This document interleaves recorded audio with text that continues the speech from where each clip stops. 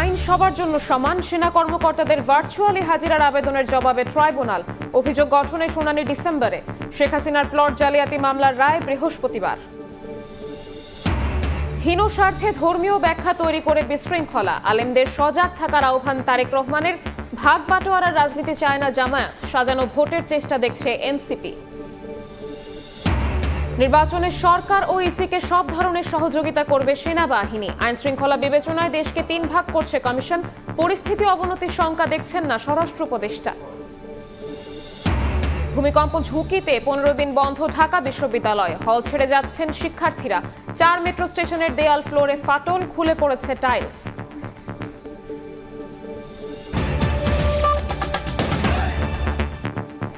সময় সংবাদের সঙ্গে আছি আমি শবনম নিবিড়। আইন সবার জন্য সমান। সাবেক প্রধান বিচারপতি, আপিল বিভাগের বিচারপতি এবং মন্ত্রীদের নিয়মিত কোর্টে হাজিরা দিতে হচ্ছে। সেনা কর্মকর্তাদের ভার্চুয়াল হাজিরা সুবিধা চেয়ে করা আবেদন প্রসঙ্গে কথা বলেন ট্রাইব্যুনালের চেয়ারম্যান। এদিন গুমের মামলায় শেখ হাসিনা সহ পলাতক আসামিদের পক্ষে আইনজীবী নিয়োগ দেন ট্রাইব্যুনাল। আর সাবেক বর্তমান 25 সেনা কর্মকর্তা সহ 30 জনের বিরুদ্ধে অভিযোগ গঠনের শুনানির দিন ধার্য করা হয়েছে 3রা ও 7ই ডিসেম্বর। 1 মাস পর আবারও একই প্রক্রিয়ায় ট্রাইব্যুনালে হাজির করা হয় সাবেক ও বর্তমান 13 সেনা কর্মকর্তাকে। গুমের 2 মামলায় রোববার সকাল 11টার দিকে তাদেরকে নেওয়া হয় কাঠগড়ায়। এদিন সেনা সদরে অবস্থিত সাব জেলে থেকে ভার্চুয়ালি হাজিরার সুবিধা চেয়ে আবেদন করেন সেনা কর্মকর্তাদের আইনজীবীরা। এ সময় ট্রাইব্যুনাল বলেন, সাবেক প্রধান বিচারপতি, মন্ত্রীরা সশরীরে আদালতে হাজিরা দিচ্ছেন। আইন সবার জন্য সমান বিষয়টি মনে করিয়ে দেন ট্রাইব্যুনালের চেয়ারম্যান। এই যে ভার্চুয়াল কোর্টের বিষয়টা, এইটা আইনসঙ্গতভাবে কীভাবে আমরা 46A-তে প্রযুক্তি আইনে 2020 সালে আমরা সুন্দরভাবে করে কোর্ট করছি। আদালত কমেন্ট করেছেন যে আইন সবার জন্যই সমানভাবে প্রযোজ্য হবে। যেহেতু বাংলাদেশের সাবেক প্রধান বিচারপতি কারাগারে আছেন, তাকে কোর্টে অ্যাটেন্ড করতে হয় ফিজিক্যালি। অ্যাপেলেট ডিভিশনের বিচারক, সিনিয়র মন্ত্রী, বিভিন্ন পর্যায়ের মানুষ যারা আসামি হয়েছেন তারা রেগুলারলি আদালতে সশরীরে হাজিরা দেন। সুতরাং এখানে ডিফারেন্ট কোনো ঘটনা ঘটেনি। পরে গুমের 2 মামলায় সাবেক বর্তমান 25 সেনা কর্মকর্তা সহ 30 জনের বিরুদ্ধে অভিযোগ গঠনের শুনানির জন্য 3 ও 7 ডিসেম্বর দিন ধার্য করেন ট্রাইব্যুনাল। শেখ হাসিনা সহ পলাতক আসামিদের জন্য নিয়োগ দেওয়া হয় রাষ্ট্রনিযুক্ত আইনজীবী। শেখ হাসিনার আইনজীবী হিসেবে নিয়োগ পান আলোচিত আইনজীবী জেডাই খান পান্না। আগেরটাও প্রপার ডিফেন্স ছিল, আমি কাউকে ছোট করতেছি না। আমার কাছে মনে হয়েছে যে তাকে আরও প্রপার ওয়েতে ডিফেন্স দেওয়া দরকার। তাজুল ইসলাম বলেন, গুমের মামলার তদন্ত করতে গিয়ে তাদের মনে হয়েছে বাংলাদেশে সবচেয়ে বেশি অপরাধ করেছেন সাবেক সেনা কর্মকর্তা জিয়াউল হাসান। তিনি শত শত মানুষকে গুম করে হত্যা করেছেন, তাদেরকে পেট কেটে নদী নালায় খালে বিলে তাদের লাশকে ফেলে দিয়েছেন। এই জাতীয় অসম্ভব শক্তিশালী এভিডেন্স আমাদের কাছে আছে। বাংলাদেশের একক ব্যক্তি হিসেবে সবচাইতে বেশি সংখ্যক অপরাধের সাথে তার সম্পৃক্ততা পাওয়া গিয়েছে বলে আমরা জানতে পেরেছি। রোববার শুনানি শেষে 13 সেনা কর্মকর্তাকে শীতাতপ নিয়ন্ত্রিত প্রিজন ভ্যানে করে সাব জেলে নিয়ে যাওয়া হয়। শুনানিকে ঘিরে ট্রাইব্যুনাল জুড়ে মোতায়েন ছিল police, RAB, BGB. Afzal Hossain, সময় সংবাদ, ঢাকা। শেখ হাসিনা, সজীব ওয়াজেদ জয় ও সাইমা ওয়াজেদ পুতুল সহ 47 জনের বিরুদ্ধে প্লট জালিয়াতির 3 মামলার রায় ঘোষণা 27 নভেম্বর। রোববার ঢাকার 5ম বিশেষ জজ আদালতে যুক্তিতর্ক উপস্থাপন শেষে রায়ের তারিখ ধার্য হয়। মামলার একমাত্র গ্রেফতার আসামি রাজুকের সাবেক কর্মকর্তা খুরশিদ আলমের আইনজীবী যুক্তিতর্কে বলেন, সরকারি কর্মকর্তা হিসেবে ঊর্ধ্বতন কর্মকর্তার আদেশ পালনে বাধ্য ছিলেন তিনি। পূর্বাচল নতুন শহর প্রকল্পে অবৈধভাবে 30 কাঠা সরকারি জমি নেওয়ার অভিযোগে 3টি মামলা করে দুদক। প্রধানমন্ত্রীত্বের ক্ষমতার অপব্যবহার করে পূর্বাচল নতুন শহর প্রকল্পে নিজের ও 2 ছেলেমেয়ের নামে 30 কাঠা প্লট বরাদ্দ নেন শেখ হাসিনা। এমন অভিযোগে আওয়ামী লীগ সরকার পতনের পর 3টি মামলা করে দুদক। মামলায় শেখ হাসিনার পরিবার সহ রাজুক ও সংশ্লিষ্ট মন্ত্রণালয় থেকে 47 জনকে আসামি করা হয়। চলতি বছরের 31 জুলাই মামলার অভিযোগ গঠনের পর দ্রুতগতিতে চলে বিচার কাজ। মাত্র 10 দিনেই সম্পন্ন হয় সাক্ষ্য গ্রহণ। আগামী 27 নভেম্বর 3 মামলার রায়ের দিন ধার্য করেন ঢাকার 5ম বিশেষ জজ আদালত। তারা তথ্য গোপন করেছে, তাদের ঢাকা শহরে শেখ হাসিনা নামে যে ধানমন্ডিতে যে বাড়ি আছে, তার ছেলের, তার মেয়ের, তারা এই বিষয়গুলোতে তারা তথ্য গোপন করে গেছে হলফনামায়। এই মামলায় শেখ হাসিনার সর্বোচ্চ শাস্তি যাবজ্জীবন কারাদণ্ড হওয়ার সুযোগ আছে বলে জানান দুদকের আইনজীবীরা। এদিকে রোববার সকালে সিলেটে এক অনুষ্ঠানে দুদক চেয়ারম্যান ডক্টর মোহাম্মদ আব্দুল মোমেন জানান 2008 সালে শেখ হাসিনার কৃষি সম্পত্তি ছিল 5.21 একর, তবে দুদকের অনুসন্ধানে মেলে 29 একর। শেখ হাসিনার শাসনামলে দুদক তদন্ত করে এই তথ্য বের করলেও নানা সীমাবদ্ধতায় ব্যবস্থা নিতে পারেনি বলে স্বীকার করেন দুদক চেয়ারম্যান। আপনার সম্পদ বাংলাদেশে থাকুক, ইংল্যান্ডে থাকুক, আমেরিকাতে থাকুক, আপনার সম্পদ, আমরা তো সম্পদ বিবরণী চাচ্ছি। আমরা তো বাংলাদেশি সম্পদ কতটুকু সে কথা বলা হচ্ছে না। এমনকি আপনি যখন ট্যাক্স রিটার্ন জমা দিবেন সেখানেও আপনাকে বলতে হবে যে আপনার বৈদেশিক উৎস থেকে কত আয়, সেটা আপনার বলতে হবে। আপনি যদি না করেন তাহলে আপনি অন্যায় কাজ করছেন। তো কাজে অন্যায়কারীকে আপনারা গ্রহণ করবেন কিনা সেটা আপনাদের ব্যাপার। নির্বাচনী হলফনামায় দেশি সম্পদের পাশাপাশি সম্পদের হিসাব বিবরণীও প্রার্থীদের দিতে হবে বলে জানান দুদক চেয়ারম্যান। আসিফ মোহাম্মদ সিয়াম, সময় সংবাদ, ঢাকা। হীন রাজনৈতিক স্বার্থে ধর্মীয় ব্যাখ্যা বিশৃঙ্খলা তৈরি করে এমন মন্তব্য করে ফিতনা ঠেকাতে দেশের আলেমদের সজাগ থাকার আহ্বান জানিয়েছেন বিএনপির ভারপ্রাপ্ত চেয়ারম্যান তারেক রহমান। ইনসাফ ভিত্তিক দেশ গড়তে আগামী নির্বাচনে দেশের সব ইমাম, খতিব, মুয়াজ্জিনদের দোয়া ও সমর্থন চেয়েছেন তিনি। রাজধানীর শেরেবাংলা নগরে সম্মিলিত ইমাম খতিব জাতীয় সম্মেলনে ভার্চুয়ালি যোগ দিয়ে তিনি আরও বলেন, দেশের সার্বভৌমত্ব রক্ষায় ঐক্যের বিকল্প নেই। রাষ্ট্র এবং সমাজে নানাভাবে হেয় প্রতিপন্ন করার অপচেষ্টা করেছিল। ঈমান, ইসলাম এবং দেশের স্বাধীনতা সার্বভৌমত্ব রক্ষা করতে হলে আমাদের ঐক্যের বিকল্প নেই। সুতরাং দেশ এবং জনগণের স্বাধীনতা সুসংহত করার জন্য আগামী জাতীয় নির্বাচন অত্যন্ত গুরুত্বপূর্ণ এবং তাৎপর্যপূর্ণ। প্রিয় দেশ বরেণ্য সম্মানিত ওলেমা মাশায়েখগণ, একজন বিশ্বাসী মুসলমান হিসাবে এবার আমি আমার একটি প্রত্যাশার কথা আপনাদের সামনে ব্যক্ত করতে চাই। অনেকে বিভিন্ন দাবি নিয়ে রাস্তায় নামছে। বিএনপি কোনো দাবি নিয়ে নামছে না, এটি বিএনপির আগামী দিনের রাজনীতি।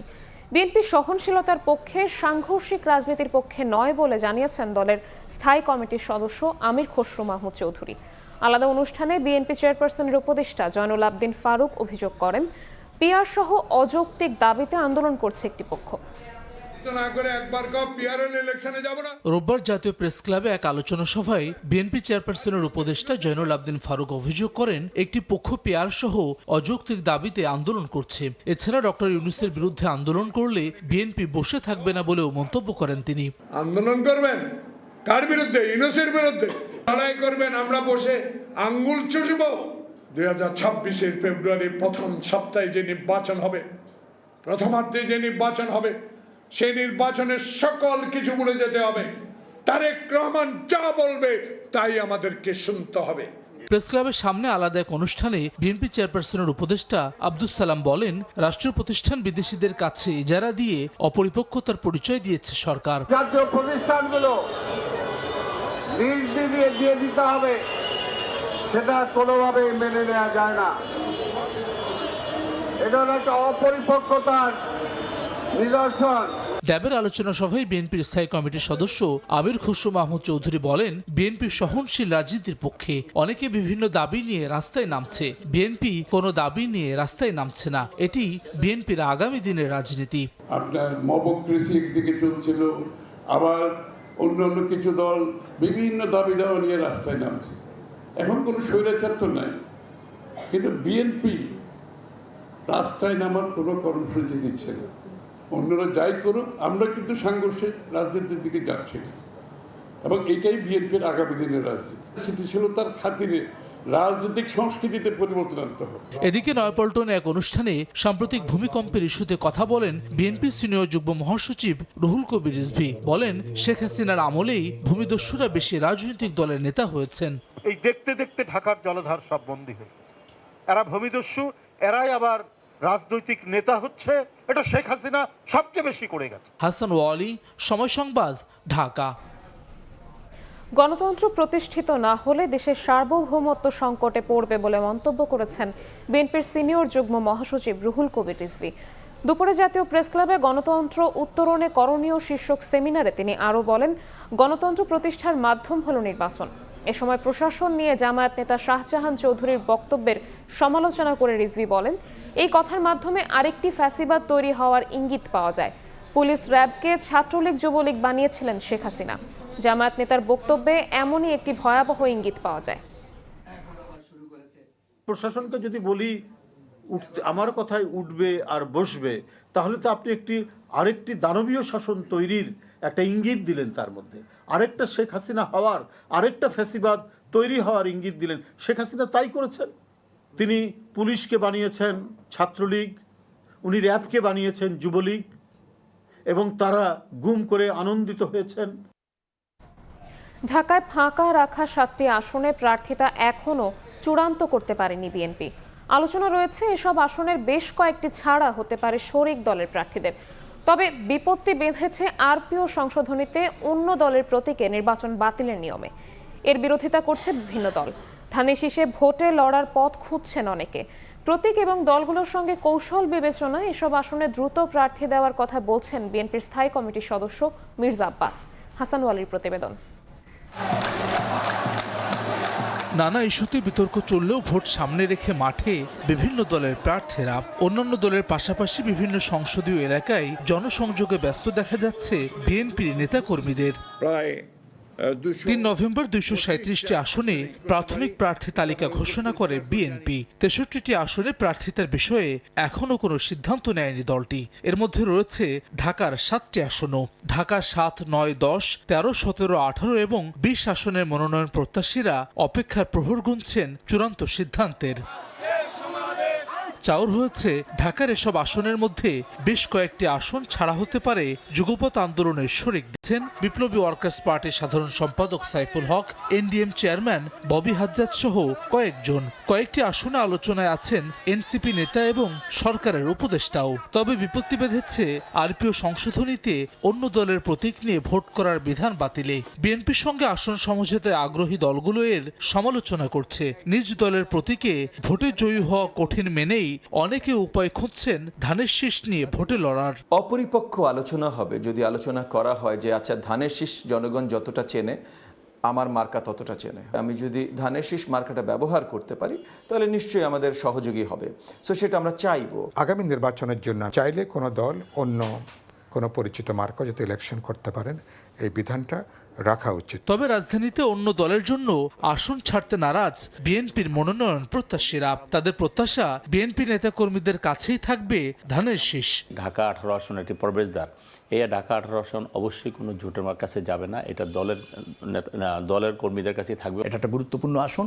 এখানে অন্য কোনো নেতৃত্ব কাছে ছাড় দেওয়ার কোনো সুযোগ পার্টির আছে বলে মনে করি না, এবং আমাদেরও আছে বলে আমরা মনে করছি না। ফাঁকা রাখা আসনগুলোতে প্রচারে পিছিয়ে পড়ার কথা মানছেন দলটির স্থায়ী কমিটির সদস্য মির্জা আব্বাস। তার মতে আরপিও সংশোধনী নতুন জটিলতা তৈরি করেছে। প্রতীক এবং দলগুলোর সঙ্গে কৌশল বিবেচনায় নিয়ে এসব আসনে দ্রুত প্রার্থী দেওয়ার কথা বলছেন তিনি। যে সমস্ত সিটগুলো বাকি আছে খুব স্বাভাবিকভাবে ওখানে যে প্রার্থী নির্বাচনে আসবেন সে একটু পিছিয়ে থাকবে। ওখানে কিভাবে করবো, ওদের পলিসি কি, বিএনপি পলিসির সঙ্গে মিলবে কিনা।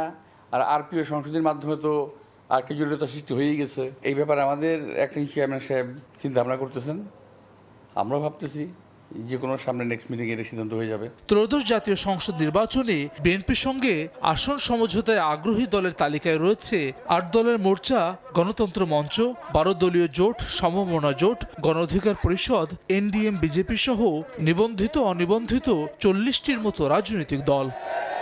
হাসান ওয়ালি, সময় সংবাদ, ঢাকা। ফেব্রুয়ারিতে নির্বাচন নিয়ে কোনো শঙ্কা দেখছে না রাজনৈতিক দলগুলো। বিএনপি বলছে দেশের মানুষ সহনশীলতার রাজনীতি চায়। জামায়াত বলছে তারা ভাগ বাটোয়ারার রাজনীতিতে বিশ্বাস করে না।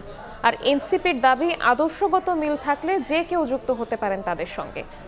বিকেলে ইন্টারকন্টিনেন্টাল হোটেলে কমনওয়েলথ প্রতিনিধি দলের সঙ্গে রাজনৈতিক দলগুলোর নির্বাচনী পরিবেশ নিয়ে আলোচনায় উঠে আসে এসব কথা। নির্বাচন সামনে রেখে ভোটাধিকার নিশ্চিত করা, রাজনৈতিক দলগুলোর দায়িত্ব এবং আইনশৃঙ্খলা বাহিনীর প্রস্তুতি সবকিছু নিয়েই বিস্তর আলোচনা হয়েছে বলেও জানান দলগুলোর প্রতিনিধিরা। গণভোট এবং সুষ্ঠু জাতীয় নির্বাচনের ব্যাপারে কমনওয়েলথ আশাবাদী বলেও নিশ্চিত করেন তারা।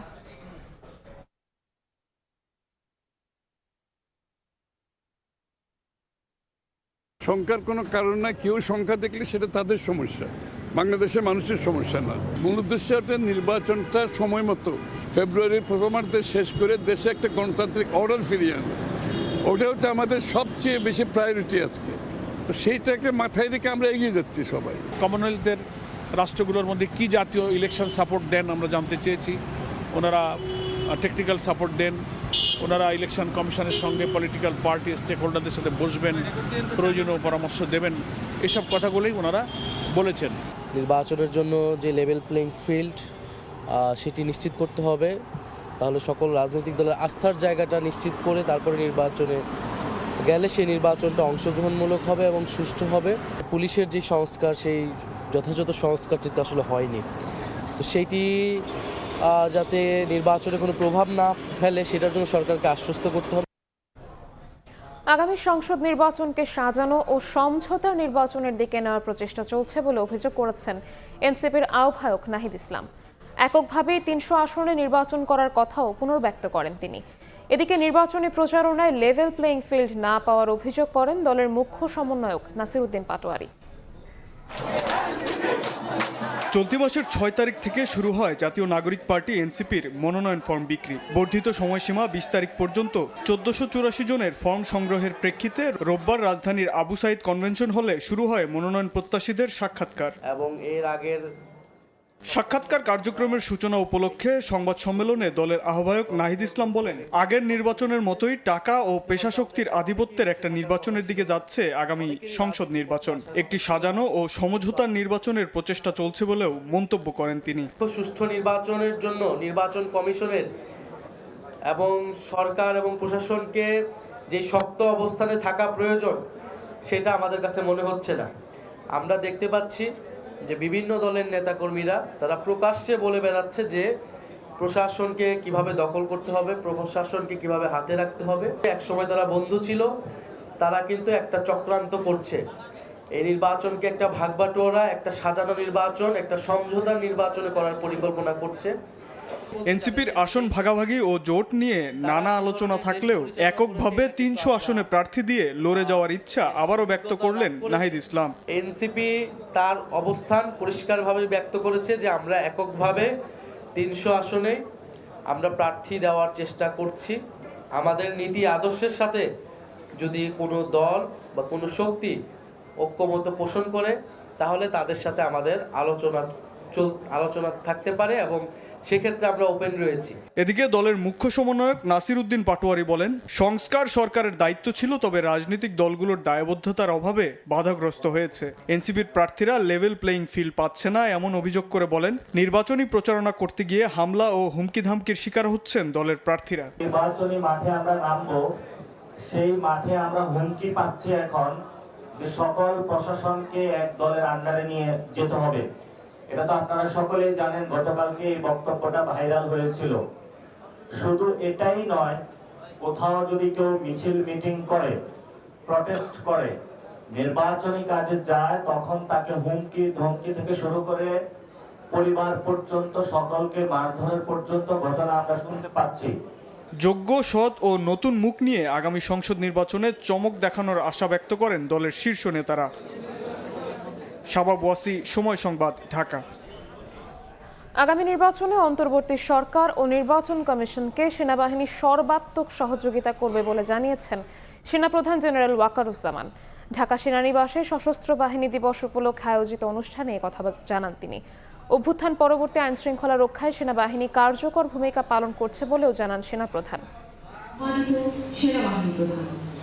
সশস্ত্র বাহিনী দিবস উপলক্ষে ঢাকা সেনানিবাসে মাল্টিপারপাস কমপ্লেক্সে সংবর্ধনা অনুষ্ঠানের আয়োজন করে বাংলাদেশ সেনাবাহিনী। এতে যোগ দেন মুক্তিযুদ্ধে অংশ নেয়া সেনাবাহিনীর সদস্য ও তাদের নিকটাত্মীয়রা। এ সময় সেনাপ্রধান জেনারেল ওয়াকারুজ্জামান তাদের খোঁজ খবর নেন, কুশল বিনিময় করেন। ৭১-এ বীরত্বপূর্ণ ভূমিকার জন্য ১৭২ জন সেনা মুক্তিযোদ্ধার পরিবারকে সংবর্ধনা দেওয়া হয়।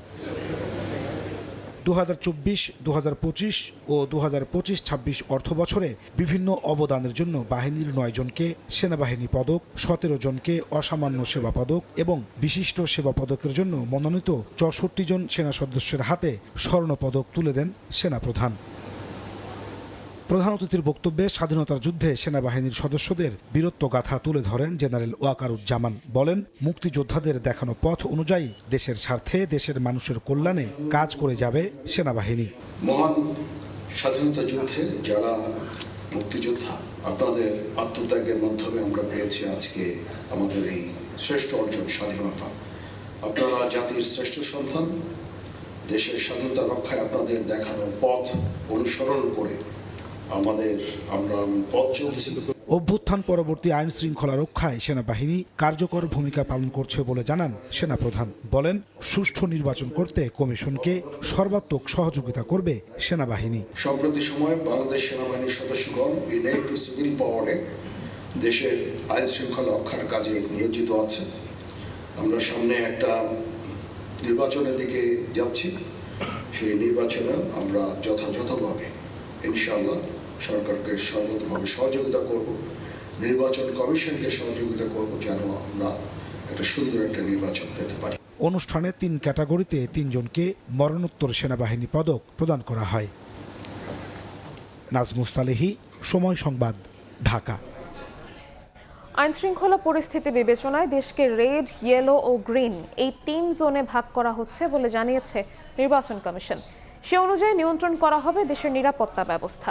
সিইসির সঙ্গে কমনওয়েলথ মহাসচিবের বৈঠকে নির্বাচন কমিশনের প্রস্তুতি, অগ্রগতি, প্রবাসীদের ভোট প্রক্রিয়া সহ একাধিক গুরুত্বপূর্ণ বিষয় তুলে ধরা হয়েছে বলে জানিয়েছেন ইসি সচিব আখতার আহমেদ। একই দিনে গণভোট আয়োজন নির্বাচন কমিশনের বাড়তি দায়িত্ব বলে মনে করে কমনওয়েলথ। তবে ইসির প্রস্তুতিতে আশাবাদ ব্যক্ত করেছেন সংস্থাটির মহাসচিব। কমনওয়েলথ এখনও পর্যবেক্ষক দলের সংখ্যা বা পাঠানোর সময় নিয়ে নির্দিষ্ট করে কিছু জানায়নি বলেও মন্তব্য করেন ইসি সচিব। বলেন, নির্বাচনে ইসিকে সব ধরনের সহযোগিতার ব্যাপারে আশ্বস্ত করেছে কমনওয়েলথ।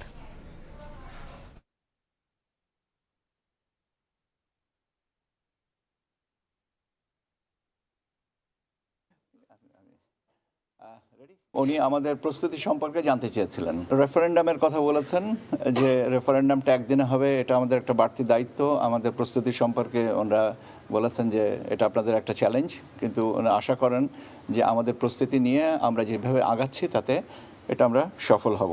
আমরা যদি কোনো সহযোগিতা চাই সেটা ওনারা করার জন্যে প্রস্তুত আছেন।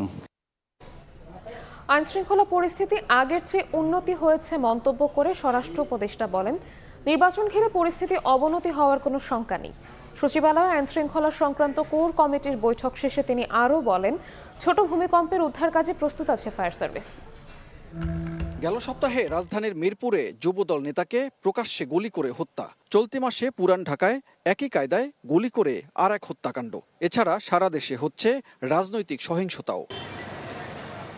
নির্বাচনের সময় যত ঘনিয়ে আসছে, আইন শৃঙ্খলা পরিস্থিতি কেমন হবে তা নিয়ে জনমনে রয়েছে সংশয়। রোববার কোর কমিটির বৈঠক শেষে স্বরাষ্ট্র উপদেষ্টা আশ্বস্ত করেন, আইন শৃঙ্খলা পরিস্থিতি অবনতির শঙ্কা নেই। নির্বাচনের আগে আইন শৃঙ্খলা পরিস্থিতি ডেটোরেট করার কোনো সম্ভাবনা নেই। আস্তে আপনারা দেখতেছেন আইন শৃঙ্খলা পরিস্থিতি আস্তে আস্তে উন্নতির দিকে যাচ্ছে। কিন্তু একটা জিনিস হলো যে নির্বাচন যতই ঘনে আসবে, সেই সময় ধরেন যে বিভিন্ন পার্টির ভিতরে মানে ধরেন প্রশাসন এগুলি সংখ্যা বেড়ে যাবে। 2009 সালের পর দেয়া ব্যক্তিগত অস্ত্রের কোনো লাইসেন্স অন্তর্বর্তী সরকার নবায়ন করেনি জানিয়ে স্বরাষ্ট্র উপদেষ্টা জানান, নির্বাচনের আগে ব্যক্তিগত অস্ত্র জমা দেওয়ার নির্দেশ দেওয়া হয়েছে। নির্বাচনের আগের জন্য কিন্তু যেসব হাতিয়ারগুলো আমরা জমা দিতে বলছি, কিন্তু আমরা কোনো হাতিয়ারই তো দেই নাই 2009 সালের থেকে।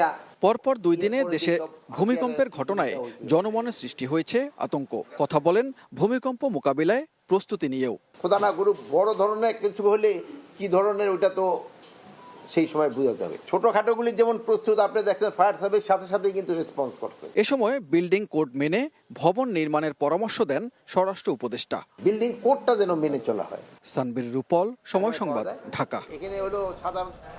সময় সংবাদে আরও থাকছে, ডেঙ্গুতে একদিনে আরও 8 জনের মৃত্যু। চলতি বছর প্রাণহানি 364। হাসপাতালে আরও 778 জন। আক্রান্তের সংখ্যা ছাড়ালো 90,000।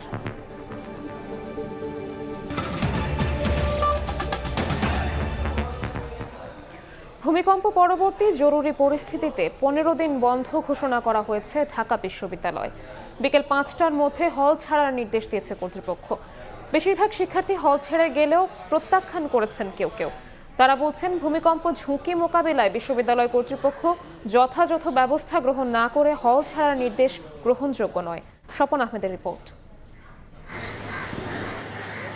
পরপর দুদিনের ভূমিকম্পে সারা দেশেই সাধারণ মানুষের মাঝে আতঙ্ক ছড়িয়ে পড়েছে। ভূমিকম্প পরবর্তী উদ্ধৃত পরিস্থিতি বিবেচনায় ঢাকা বিশ্ববিদ্যালয়ের একাডেমিক কার্যক্রম 6 ডিসেম্বর পর্যন্ত বন্ধ ঘোষণা করেছে বিশ্ববিদ্যালয় কর্তৃপক্ষ। সেই সঙ্গে রোববার বিকেলের মধ্যে শিক্ষার্থীদের হল ছাড়ার নির্দেশও জারি করা হয়। এরই মধ্যে হল ছাড়তে শুরু করেছে অনেকেই। সকাল থেকেই প্রয়োজনীয় জিনিসপত্র নিয়ে হল ত্যাগ করতে দেখা গেছে শিক্ষার্থীদের। প্রত্যেকটা হলের অবস্থা অনেক বেশি খারাপ, তো এর জন্য করে আরো বেশি আতঙ্ক লাগতেছে। ঢাবি প্রশাসন বন্ধ না দিত, সেক্ষেত্রে স্যারদের ক্ষেত্রেও এটা তারা বলতো যে না, কেন বন্ধ দিল না। তবে ভিন্ন প্রতিক্রিয়াও জানাচ্ছেন অনেক শিক্ষার্থী। তারা বলছে এভাবে হঠাৎ হল বন্ধে তাদের পড়াশোনার ক্ষতি হবে। সামনে থাকা পরীক্ষার অনিশ্চয়তাও উদ্বেগ বাড়াচ্ছে শিক্ষার্থীদের মাঝে। ঢাকা তো হঠাৎ করে ছেড়ে যাওয়া যায় না, অনেক কাজ আছে, অনেকে টিউশন আছে, অনেক সিনিয়রদের পাশাপাশি অনেকে চাকরির জন্য পরীক্ষা প্রস্তুতি নিচ্ছেন। মা বাবার কাছে ফিরে যাবে বা তাদের বাড়িতে ফিরে যাবে, কিন্তু যারা ফিরতে পারবে না তাদের কি হবে? হল প্রশাসনকে স্বাগত তখন জানাতাম যদি বলতো যে বিল্ডিংগুলোই থাকবে না, নতুন একটা বিল্ডিং হবে। এদিকে বিশ্ববিদ্যালয় বন্ধ ও হল ত্যাগের ঘোষণা স্থগিত করে নিরাপদ আবাসনের দৃশ্যমান সমাধান সহ 3 দাবিতে ভিসির বাসভবনের সামনে শনিবার রাতভর অবস্থান করেন কয়েকজন আবাসিক শিক্ষার্থী। স্বপন আহমেদ, সময় সংবাদ, ঢাকা। এই মুহূর্তে ঢাকা বিশ্ববিদ্যালয় এলাকায় আছেন সহকর্মী শাহরিয়ার শৌমিক। সরাসরি যাচ্ছি তার কাছে। শৌমিক, গত শুক্রবার সকালে 5.7 মাত্রার ভূমিকম্পের পর কিন্তু কেঁপে ওঠে সারা দেশ। এরপর থেকে এখন পর্যন্ত 4 বার ভূমিকম্প হয় এবং যার ফলে রাজধানী সহ সারা দেশেই কিন্তু আতঙ্ক ছড়িয়ে পড়ে এবং সবার মধ্যে একটি ট্রমা কাজ করছে। বিশেষ করে রাজধানীর শতবর্ষী যে ঢাকা বিশ্ববিদ্যালয়, সেখানে যারা আবাসিক শিক্ষার্থী যারা আছেন তাদের মধ্যে কিন্তু এই আতঙ্কের পরিমাণ অনেক বেশি আমরা দেখেছি। কারণ এই শতবর্ষী এই বিশ্ববিদ্যালয়ের আবাসিক হলগুলোর মধ্যে কিছু ভবন আছে যেখানে একেবারে বসবাস অযোগ্য এবং সেখানকার ভবনের যে ছাদ এবং দেয়াল আছে সেখান থেকে কিন্তু মাঝে মাঝে পলেস্তারা খসে পড়ে এবং গত শুক্রবারের যে ভূমিকম্প সংঘটিত হয় সেই ভূমিকম্পের পর কিন্তু যে ভঙ্গুর যে ভবনগুলো ছিল সেই ভবনে কিন্তু অনেক ভবনে আরও বেশি ফাটল দেখা গিয়েছে এবং ছাদের ওপর থেকে যে পলেস্তারা খসে পড়ার ঘটনা সেটি কিন্তু আরও ব্যাপক হারে বৃদ্ধি পেয়েছে এবং তারপর থেকেই কিন্তু ঢাকা বিশ্ববিদ্যালয়ের আবাসিক হলে যে শিক্ষার্থী যারা আছে তারা কিন্তু আরও বেশি আতঙ্কগ্রস্ত হয় এবং তারা মোটামুটি এক ধরনের ট্রমার মধ্যে চলে যায়। এমন অবস্থায় গতকাল সন্ধ্যা নাগাদ সময়ে ঢাকা বিশ্ববিদ্যালয়ের যে ভিসি অধ্যাপক নিয়াজ আহমেদ খান, তার সভাপতিত্বে কিন্তু একটি ভার্চুয়াল মিটিংয়ের আয়োজন করা হয় এবং সেই মিটিং থেকে কিন্তু তিনটি সিদ্ধান্ত নেওয়া হয় এবং সেখানে বলা হয় যে আজ রোববার বিকেল 5টার মধ্যে বিশ্ববিদ্যালয়ের যত আবাসিক শিক্ষার্থী আছে তাদেরকে হল ছাড়তে হবে এবং তারা তাদের কক্ষে যে মূল্যবান জিনিসপত্র আছে সেগুলো নিয়ে যাবেন এবং তাদের কক্ষের যে চাবি সেটি হল প্রশাসনের কাছে জমা দিবেন এবং বিশ্ববিদ্যালয়ের যে ডাইনিং এবং ক্যান্টিন আছে সেই ক্যান্টিনগুলো বন্ধ রাখতে হবে। এই 3টি সিদ্ধান্ত নেওয়া হয়। এর ধারাবাহিকতায় কিন্তু আজ রোববার সকাল থেকে ঢাকা বিশ্ববিদ্যালয়ের যারা ঢাকার বাইরের শিক্ষার্থীরা যারা আছেন তারা হল ছাড়তে শুরু করেন। বিশেষ করে আজ বিকেল 5টার পর আমরা এই মুহূর্তে ভিসি চত্বরে দাঁড়িয়ে আছি এবং এখানে এসে দেখেছি যে দেশের বিভিন্ন বিভাগে যে শিক্ষার্থীরা আছেন ডাকসুর পক্ষ থেকে ব্যবস্থা করা যে বাস দেওয়া হয়েছে সেই বাসে তারা একযোগে বাড়ি ফিরছেন এবং কিছু শিক্ষার্থীর মধ্যে মিশ্র প্রতিক্রিয়াও আমরা দেখছি। তারা বলছেন যে বিশ্ববিদ্যালয়ে এরকমভাবে ক্লাস বন্ধের বিকল্প ব্যবস্থাও তারা নিতে পারতেন। তো এখন পর্যন্ত ঢাকা বিশ্ববিদ্যালয়ের এই ছিল আমার কাছে ঢাকা বিশ্ববিদ্যালয়ের ভিসি চত্বর থেকে সর্বশেষ। ঢাকা বিশ্ববিদ্যালয় ক্যাম্পাস থেকে সরাসরি যুক্ত হয়েছিলেন সহকর্মী শৌমিক শাহরিয়ার। ভূমিকম্পের প্রভাবে ক্ষতিগ্রস্ত হয়েছে মেট্রো রেলের 4টি স্টেশন। দেয়াল, ফ্লোর সহ একাধিক স্থানে তৈরি হয়েছে ফাটল, খুলে পড়েছে টাইলসও। যাত্রীদের মধ্যে শঙ্কা কাজ করলেও মেট্রো কর্তৃপক্ষ বলছে মূল স্থাপনা ক্ষতিগ্রস্ত হয়নি। শঙ্কার কোনো কারণও নেই। M A আজিমের report. শুক্রবার 5.7 মাত্রার ভূমিকম্পে ক্ষতিগ্রস্ত হয়েছে মেট্রো রেলের 4টি স্টেশন। এর মধ্যে বিজয় সরণি স্টেশনে ইলেকট্রিক কন্ট্রোল রুমের ফ্লোর ফেটে চৌচির। আস্তর দিয়ে আপাতত ঢেকে রেখেছে কর্তৃপক্ষ। খুলে পড়েছে দেয়ালের বেশ কিছু টাইলসও, যা মাস্কিং টেপ লাগিয়ে আটকে রাখার ব্যবস্থা করা হয়েছে।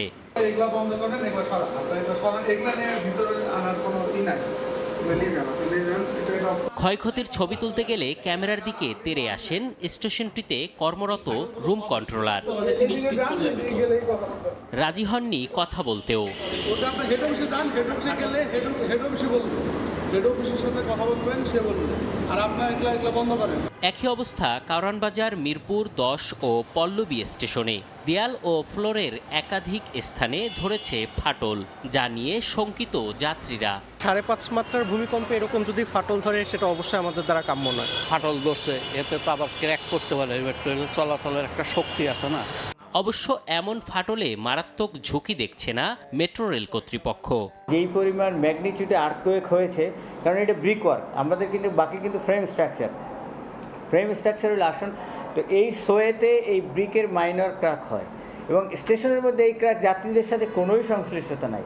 এই ধরনের ক্র্যাক যদি আপনার ওই ট্র্যাক লেভেলে হইতো কোথাও, তাইলে সেখানে একটা রিস্কের সম্ভাবনা ছিল। সুতরাং এইটা আমাদের ওই ট্র্যাক লেভেলে, পিয়ার লেভেলে, ভায়াডাক্ট লেভেলে আমাদের কোনো সমস্যা নেই। মেট্রো কর্তৃপক্ষ বলছে চলাচলের সময় প্রতিনিয়তই স্বাভাবিক কম্পন তৈরি হয় স্টেশন ও লাইনে, যা বিবেচনায় নিয়ে ডিজাইন করা হয়েছে এমআরটি 6 লাইন। এম এ আজিম, সময় সংবাদ, ঢাকা। ৪৭তম বিসিএস লিখিত পরীক্ষা পেছানোর দাবিতে রাজশাহী ও ময়মনসিংহে রেলপথ অবরোধ করেছেন পরীক্ষার্থীরা। এই মুহূর্তে রাজশাহী বিশ্ববিদ্যালয় রেল স্টেশনে আছেন সহকর্মী মওদুদ রানা এবং বাংলাদেশ কৃষি বিশ্ববিদ্যালয়ের আব্দুল জব্বার মোড়ে আছেন সহকর্মী ওবায়দুল হক। সরাসরি প্রথমে যাচ্ছি রানার কাছে। রানা, দুপুর 2টা থেকে 6টা এই 4 ঘন্টা শিক্ষার্থীদের রেলপথ অবরোধের কারণে যাত্রীরা যারা এই ট্রেনে চড়ে যাতায়াত করছেন তারা চরম ভোগান্তিতে পড়েছেন এবং এখন পর্যন্ত রাজশাহী রেলওয়ে স্টেশনে 3টি ট্রেন আটকা পড়েছে এবং একই সাথে বিভিন্ন দেশের বিভিন্ন স্থান থেকে ছেড়ে আসা সেসব 3টি ট্রেন বিভিন্ন স্থানে আটকা পড়েছে। সব মিলিয়ে 6টি ট্রেন আটকা পড়েছে এবং সেসব ট্রেনের যারা যাত্রী ছিলেন তারা চরম ভোগান্তিতে পড়েছেন। রেলওয়ে কর্তৃপক্ষ আমাদেরকে জানিয়ে রয়েছেন যে এই মুহূর্তে রাজশাহী থেকে খুলনাগামী যে ট্রেন কপোতাক্ষ, একই সাথে রাজশাহী থেকে ফরিদপুরগামী যে টুঙ্গিপাড়া এক্সপ্রেস এবং রাজশাহী থেকে ঢাকাগামী পদ্মা এক্সপ্রেস, 3টি ট্রেন রাজশাহী রেলওয়ে প্ল্যাটফর্ম স্টেশনে আটকা পড়েছেন এবং সেখানকার যারা যাত্রীরা ছিলেন সেখানে অপেক্ষা করেছেন এবং তারা চরম ভোগান্তিতে পড়েছেন। অন্যদিকে ঢাকা থেকে রাজশাহীর উদ্দেশ্যে ছেড়ে আসা বনলতা এক্সপ্রেস এবং খুলনা থেকে ছেড়ে আসা সাগরদাড়ি এক্সপ্রেস, সেগুলো বিভিন্ন স্থানে দাঁড়িয়ে আছে। সেখানকার যে যাত্রীরা রয়েছেন তারাও এক ধরনের ভোগান্তিতে পড়েছেন এবং রেলওয়ে কর্তৃপক্ষ বলছেন সময় যত গড়াবে তাদের ভোগান্তি তত বাড়বে। এবং আপনাকে জানিয়ে রাখি যে আজ 2টার সময় রাজশাহী বিশ্ববিদ্যালয় সংলগ্ন যে বিশ্ববিদ্যালয় স্টেশন রয়েছে তার প্ল্যাটফর্মে জড়ো হন আন্দোলনকারী শিক্ষার্থীরা এবং এরপর তারা 2টা থেকে তাদের যে আন্দোলন সেটি তারা শুরু করেন। তারা বলছেন যে 47তম বিসিএস এর যে লিখিত পরীক্ষা সেটির যে সময়, সেই সময়টি পেছাতে হবে। তারা বলছেন যে সময় নির্ধারণ করেছে পিএসসি সেটি একটি অযৌক্তিক সময়। তাদের যেটি ভাষ্য, বলছেন প্রথম একজন যিনি বিসিএস পরীক্ষা দিচ্ছেন তিনি এই লিখিত পরীক্ষার জন্য সবচেয়ে কম সময় পাচ্ছেন, যেটি খুবই অস্বাভাবিক। তারা বলছেন যে একটি যৌক্তিক সময় নির্ধারণ করতে হবে যাতে তারা ভালোভাবে পরীক্ষায় অংশগ্রহণ করতে পারেন, একটি সুন্দর প্রতিযোগিতা হন। তারা বলছেন যে তাদের দাবি আদায় না হওয়া পর্যন্ত তাদের যে আন্দোলন সেটি চলতে থাকবে। এবং আমরা দেখেছিলাম যে গতকালও কিন্তু তারা আন্দোলন করেছিলেন এবং রাত 10টা পর্যন্ত এই রেলপথে ছিলেন। এখানে রেলওয়ের কর্মকর্তারা উপস্থিত রয়েছেন প্ল্যাটফর্মে। তারা যেটি বলছেন যে গতকাল অন্তত 6 ঘন্টা এবং আজকের যে 4 ঘন্টা, এখন পর্যন্ত 10 ঘন্টা যে ট্রেন চলাচল সারা দেশের সাথে বন্ধ রয়েছে, তার ফলে অবর্ণনীয় ভোগান্তিতে পড়েছেন যাত্রীরা এবং তাদের যে শিডিউল রয়েছে এবং ট্রেন যাত্রা সেটি বিলম্ব হবে। এবং তারা বলছেন যে আগামীকাল পর্যন্ত ট্রেন যাত্রার যে শিডিউল সেটি আসলে তারা ঠিক করতে পারবেন না কোনোভাবে। এই আন্দোলন হচ্ছে ময়মনসিংহে। আমরা এখন যাব সেখানে রয়েছেন সহকর্মী ওবায়দুল হক, তিনি সেখানকার পরিস্থিতি জানাবেন। আজকে বেলা 11:30টায় ময়মনসিংহের বাংলাদেশ কৃষি বিশ্ববিদ্যালয় এলাকায় যে রেলপথ অবরোধ করা হয়েছে সেটি এখনও পর্যন্ত অব্যাহত রয়েছে। অর্থাৎ প্রায় 6 ঘন্টার বেশি সময় অতিবাহিত হওয়ার পরও কিন্তু এই রেল লাইনে অবস্থান করে এই অবরোধ চালিয়ে যাচ্ছেন। এতে করে কিন্তু চরম দুর্ভোগে পড়েছেন যাত্রীরা। পাশাপাশি এই ঘটনায় কিন্তু এখনও পর্যন্ত 5টি ট্রেন বিভিন্ন স্টেশনে আটকা রয়েছে। আমি যদি একটু জানাই যে রেলওয়ে কর্তৃপক্ষ জানিয়েছে যে ফাতেমানগর নগরে মোহনগঞ্জগামী মহুয়া কমিউটার, আউলিয়ানগরে তারাকান্দিগামী অগ্নিবীণা এক্সপ্রেস, গফরগাঁও স্টেশনে মোহনগঞ্জগামী মোহনগঞ্জ এক্সপ্রেস, ময়মনসিংহ জংশন স্টেশনে ঢাকাগামী বলাকা কমিউটার এবং দেওয়ানগঞ্জ কমিউটার ট্রেন আটকা রয়েছে। এবং শিক্ষার্থীরা যেটি জানিয়েছেন যে তাদের যে দাবি যে 47তম BCS লিখিত পরীক্ষার নতুন সময়সূচি প্রকাশ করতে হবে এবং তাদেরকে যৌক্তিক সময় দিতে হবে পরীক্ষার জন্য, সেই দাবির বিষয়ে সুস্পষ্ট আশ্বাস বা প্রজ্ঞাপন ছাড়া তারা আজকে যে রেলপথ অবরোধ করেছেন সেটি তারা প্রত্যাহার করবেন না। আমরা দেখেছি গতকালকেও কিন্তু রেলপথ অবরোধ করেছেন এবং আজকে 11টার পর 3 ঘন্টা পর এখানে যে ট্রেনটি আটকে দেওয়া হয়েছিল তিস্তা এক্সপ্রেস সেটি কিন্তু ছেড়ে দেওয়া হলেও পরবর্তীতে আর কোনো ট্রেন এখান থেকে যেতে দেওয়া হয়নি, অর্থাৎ বিভিন্ন স্টেশনে 5টি ট্রেন আটকা রয়েছে। এখানে আমরা দেখেছি বিশ্ববিদ্যালয় প্রশাসন থেকে শুরু করে রেলওয়ে সংশ্লিষ্ট কর্মকর্তা এবং পুলিশ প্রশাসন তারা সবাই এখানে এসেছেন, কিন্তু সবাইকে যারা আন্দোলনরত শিক্ষার্থী রয়েছেন তাদেরকে বুঝিয়েছেন যারা লাইন থেকে সরে যায়, কিন্তু তারা আসলে এই অবরোধ প্রত্যাহারে রাজি নন। তারা যেটি বলছেন যে ঢাকায় যে সভাটি চলছে প্রতিনিধি দলের সেই সভায় আসলে তাদেরকে যে এই বিষয়ে আশ্বাস না দেওয়া হলে, তাদের দাবি পূরণে আশ্বাস না দেওয়া হলে তারা এই কর্মসূচি থেকে সরে যাবেন না বলে আমাদেরকে জানিয়েছেন। তো এই ছিল ময়মনসিংহের বাংলাদেশ কৃষি বিশ্ববিদ্যালয় থেকে সবশেষ খবর। আমরা সরাসরি যুক্ত ছিলাম ময়মনসিংহে এবং তার আগে ছিলাম রাজশাহীতে। 24 ঘন্টায় ডেঙ্গুতে প্রাণ গেল আরও 8 জনের। একই সময় আক্রান্ত হয়ে হাসপাতালে ভর্তি হয়েছেন 778 জন। স্বাস্থ্য অধিদপ্তরের প্রেস বিজ্ঞপ্তিতে তথ্য জানানো হয়। এ নিয়ে চলতি বছর ডেঙ্গুতে মোট মৃত্যু হল 364 জনের। আক্রান্তের সংখ্যা ছাড়িয়েছে 90,000। 24 ঘন্টায় সর্বোচ্চ মৃত্যু হয়েছে ময়মনসিংহ বিভাগে 3 জনের। ঢাকা দক্ষিণ সিটিতে মারা গেছেন 2 জন এবং বরিশাল, চট্টগ্রাম ও ঢাকা বিভাগে মারা গেছেন 1 জন করে। গত 24 ঘন্টায় ঢাকা উত্তর সিটিতে সর্বোচ্চ 129 জন এবং সিলেট বিভাগে সর্বনিম্ন 7 জন আক্রান্ত হয়েছেন। মুন্সিগঞ্জে 3য় শ্রেণীর এক শিক্ষার্থীকে ধর্ষণ চেষ্টার অভিযোগে শিক্ষককে গণপিটুনি দিয়ে পুলিশে দিয়েছে স্থানীয়রা।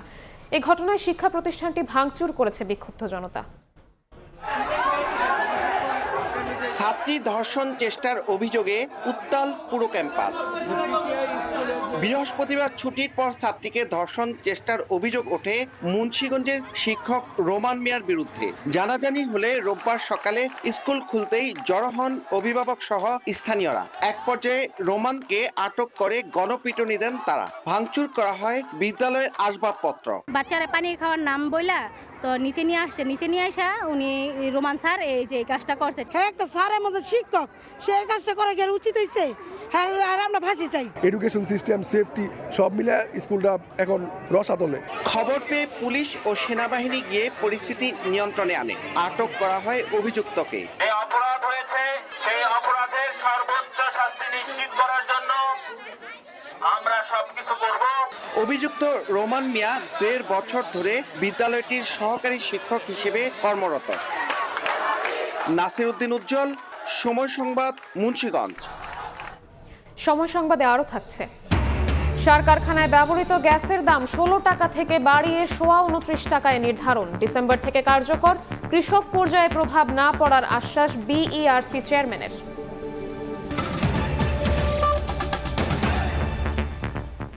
চাঁদাবাজি, টেন্ডারবাজির মাধ্যমে হাজার কোটি টাকার অবৈধ সম্পদ অর্জনের অভিযোগে ওবায়দুল কাদেরের কথিত পালক পুত্র আসাদুজ্জামান হিরুর বিরুদ্ধে অনুসন্ধান শুরু করেছে দুদক। তার বিরুদ্ধে রাজনৈতিক প্রভাব খাটিয়ে চোরাচালান, হুন্ডি ব্যবসা সহ বিস্তর দুর্নীতির অভিযোগ উঠেছে। এদিকে সাবেক আইজিপি নূর মোহাম্মদের সম্পদ জব্দ করতে বিভিন্ন দফতরে চিঠি দিয়েছে দুদক। আসাদুজ্জামান হিরু পরিচয় দিতেন কার্যক্রম নিষিদ্ধ আওয়ামী লীগের সাধারণ সম্পাদক ওবায়দুল কাদেরের পালক পুত্র হিসাবে। তার বিরুদ্ধে দুদকের অভিযোগ, রাজনৈতিক প্রভাব খাটিয়ে চোরাচালান, হুন্ডি ব্যবসা, শুল্ক ফাঁকি সহ বিভিন্ন মাধ্যমে হাজার কোটি টাকার অবৈধ সম্পদ অর্জন করেছেন। স্ত্রী ইসরাত জাহান সহ হিরুর বিরুদ্ধে অনুসন্ধান শুরু করেছে দুদক। রাজনৈতিক প্রভাব খাটিয়ে চোরাচালান, হুন্ডি ব্যবসা, শুল্ক ফাঁকি সহ বিভিন্ন অনিয়ম ও দুর্নীতির মাধ্যমে অবৈধ সম্পদ অর্জন এবং বিদেশে টাকা পাচারের অভিযোগে দুর্নীতি দমন কমিশন তার বিরুদ্ধে অনুসন্ধানের সিদ্ধান্ত গ্রহণ করেছেন। এদিকে সাবেক আইজিপি নূর মোহাম্মদ ও তার স্ত্রীর নামে থাকা দেশের বিভিন্ন প্রান্তের সম্পদ জব্দ করতে বিভিন্ন দফতরে চিঠি দিয়েছে দুদক। তার বিরুদ্ধে চলতি বছরের জুনে প্রায় 16.5 কোটি টাকার সন্দেহজনক লেনদেন এবং 2,30,00,000 টাকার অবৈধ সম্পদ অর্জনের অভিযোগে মামলা করে দুদক। জব্দ এবং অ্যাকাউন্ট ফ্রিজের কোর্ট থেকে বিজ্ঞ আদালত থেকে আদেশ পেয়েছেন, সেই মোতাবেক মূলত তার সম্পদ যেগুলো জব্দ হয়েছে সেই অনুযায়ী সাব রেজিস্ট্রি অফিস সহ যেখানে যেখানে সম্পদ থাকার তথ্য পাওয়া গেছে সেইগুলোতে জব্দের পত্র প্রেরণ করেছেন। এদিন সাবেক মন্ত্রী পরিষদ সচিব কবির বিন আনোয়ারের অবৈধ সম্পদের খোঁজে তার 2 বোন সহ ভগ্নিপতির বিরুদ্ধে সম্পদ বিবরণীর নোটিশ জারি করেছে সংস্থাটি। সম্পদ বিবরণী দাখিলের নোটিশ জারির সিদ্ধান্ত গৃহীত হয়েছে। তাসলিম তৌহিদ, সময় সংবাদ, ঢাকা। আরেক দফা বাড়ল সার কারখানায় ব্যবহৃত গ্যাসের দাম। প্রতি ঘনমিটার গ্যাসের দাম 16 টাকা থেকে বাড়িয়ে 29 টাকা নির্ধারণ করেছে বিইআরসি, যা বর্তমানের দামের চেয়ে প্রায় 83% বেশি। নতুন দর কার্যকর হবে ডিসেম্বর থেকে। গ্যাসের দাম বাড়লেও কৃষক পর্যায়ে সারের দাম বাড়বে না বলে আশ্বস্ত করেন কমিশন চেয়ারম্যান। সার কারখানায় ব্যবহৃত গ্যাসের দাম 150% বাড়ানোর আবেদনের ওপর গত 6 অক্টোবর অনুষ্ঠিত হয় গণশুনানি। অংশীজনদের যুক্তিতর্ক, তথ্য উপাত্ত পর্যালোচনা শেষে শুনানির 1.5 মাস পর রোববার নতুন দাম ঘোষণা করে Bangladesh energy regulatory commission BERC. এটা গণশুনানি সংবাদ সম্মেলনে নিয়ন্ত্রক সংস্থা বিইআরসি জানায়, সার শ্রেণীতে প্রতি ঘনমিটার গ্যাসের দাম 16 টাকা থেকে বাড়িয়ে 29 টাকা 25 পয়সা নির্ধারণ করা হয়েছে, যা বিদ্যমান দামের তুলনায় প্রায় 83% বেশি। নতুন মূল্যহার কার্যকর হবে ডিসেম্বর থেকে।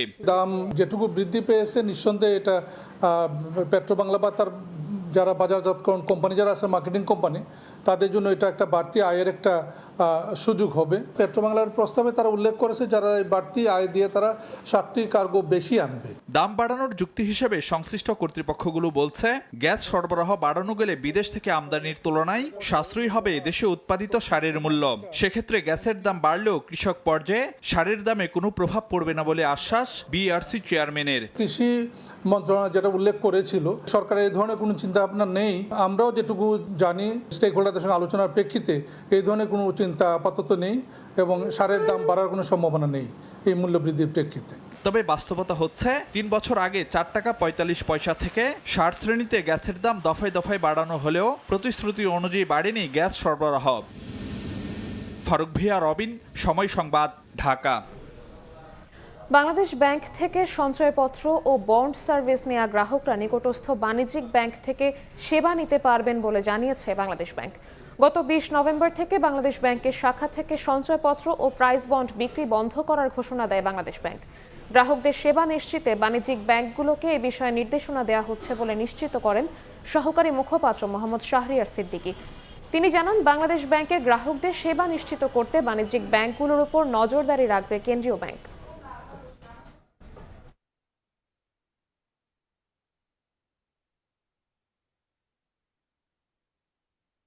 নিকটস্থ যে ব্যাংক শাখা আছে সেখান থেকে ওনারা নিতে পারবে। সার্ভিসটা এটা বরং আরও অনেক স্মুথ হবে। এই বাংলাদেশ ব্যাংক যেহেতু সার্ভিসটা হচ্ছে, তো প্রপারলি সার্ভিসটা দিচ্ছে কিনা সেটা বাংলাদেশ ব্যাংক নিশ্চিত করবে। তো বিভিন্ন ওয়ে আউট, একটা হচ্ছে আমরা আমাদের যে পরিদর্শন বিভাগগুলো আছে তারা এটা সময় সময় এটা পরীক্ষা করবে। আবার আমাদের মতিঝিল অফিসও প্রাথমিকভাবে হয়তো একটা সার্ভিলেন্স টিম দেখবে যে তারা এই কাজটা স্মুথলি করছে কিনা। এবার সিলেট ও ময়মনসিংহ বিভাগের খবর।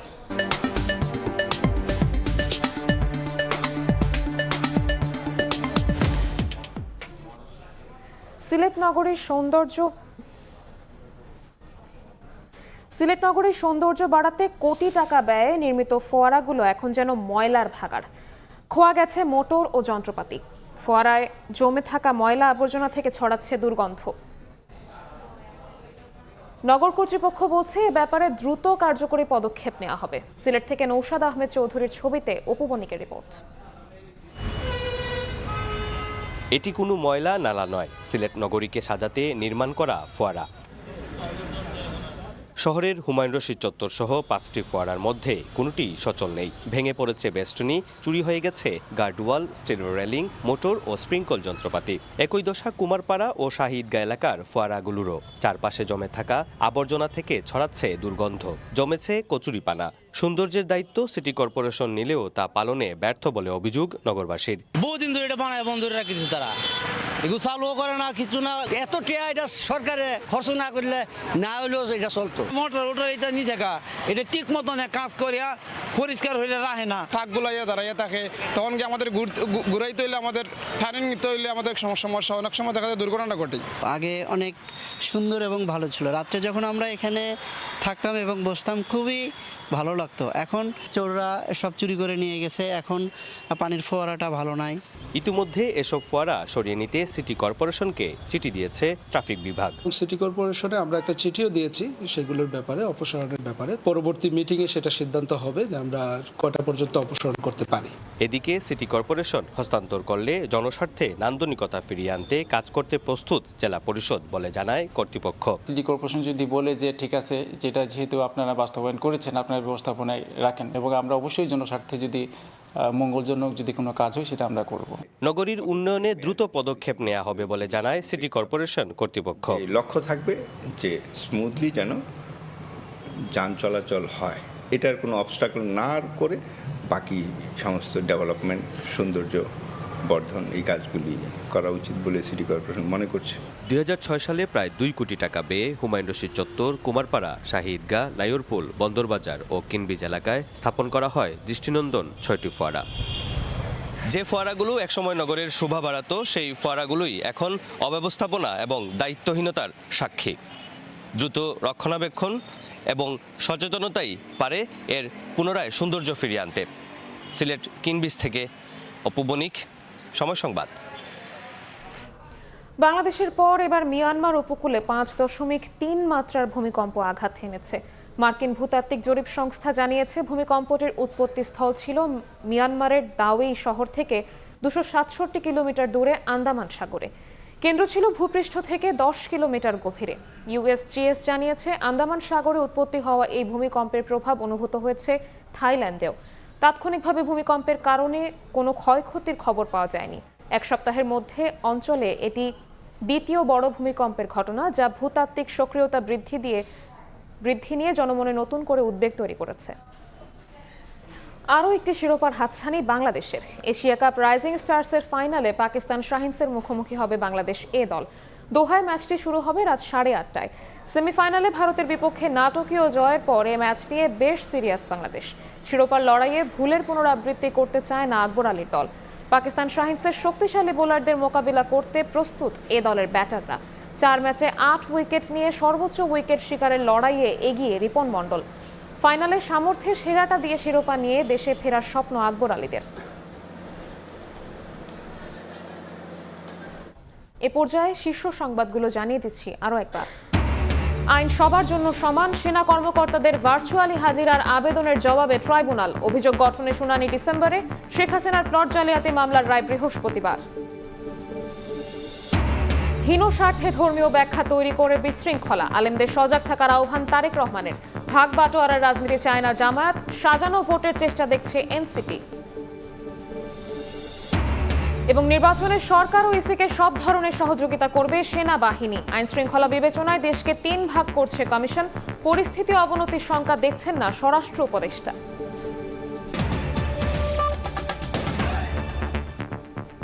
এই ছিল বিকেল 5টার সময় সংবাদে।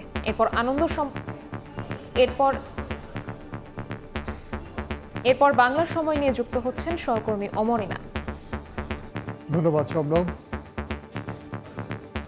বাংলার সময় নিয়ে আসছে কিছুক্ষণ পর, সঙ্গে থাকুন সময়ের।